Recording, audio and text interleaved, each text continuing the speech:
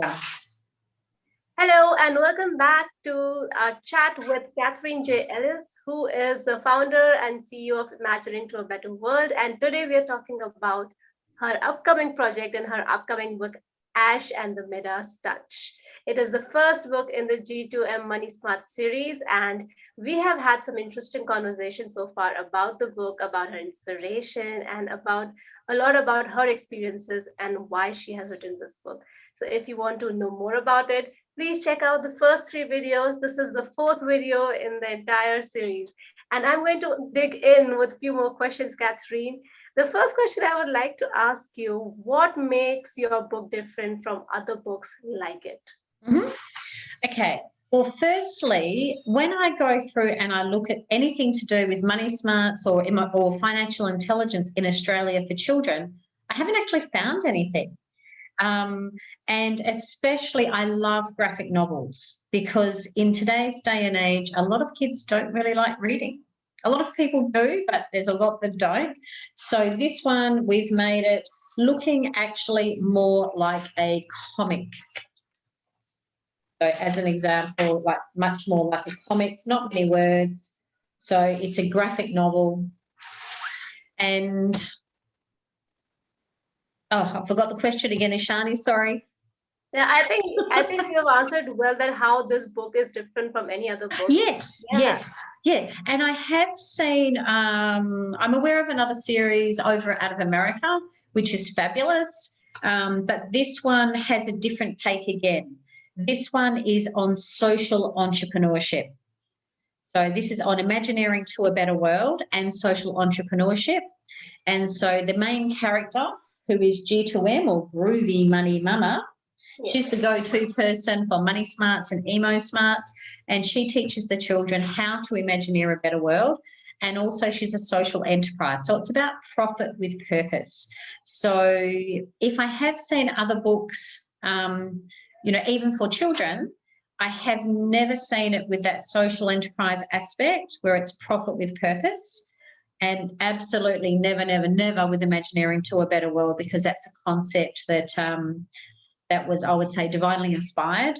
That came about just over 8 years ago. We had the 8-year celebration or anniversary back in March. That's interesting, Catherine, because I am completely in love with this book, especially the theme. But what if a youngster comes up and asks you, why should I read this book? So what is that one takeaway that you want your readers to have from this book? Mm-hmm. Okay. I would say and I do say to people, if you imagine a better world, what does it look like to you? And I would say 90% of the people, they might have to think about it even for a few minutes. Some people know straight away. Mm-hmm. But this book actually gives you the tools. It teaches you and it activates you to how to do that, how to automatically work towards your better world straight away. Mm-hmm. And so that is really powerful, because I've been doing this with thousands and thousands of people over 8 years, and I know it works, because without a vision, people perish. So if we have a vision, a positive vision, we can actually work towards that every day.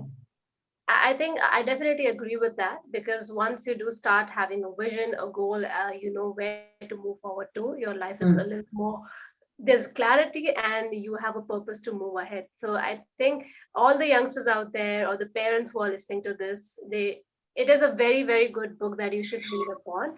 And I think we've already touched about this topic, Catherine, in the last video, but I still want to ask you, how did you learn about the topic yourself? Mm-hmm. Okay. I had a very interesting upbringing. My parents, I've been working since I can remember. My parents had a business on the side, and then as soon as they were able to replace their full-time income, it became full-time.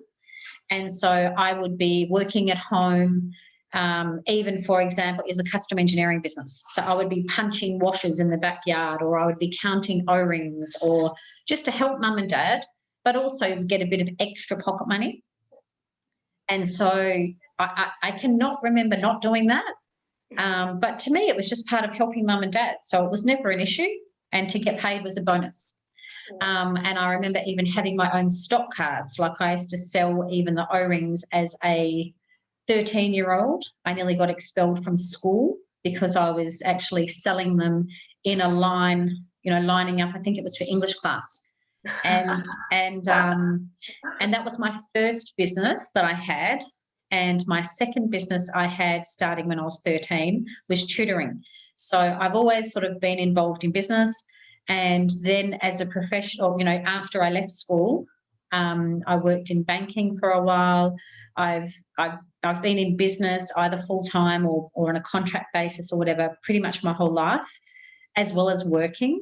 And then I've also run an economic development unit. I have run a not-for-profit organisation.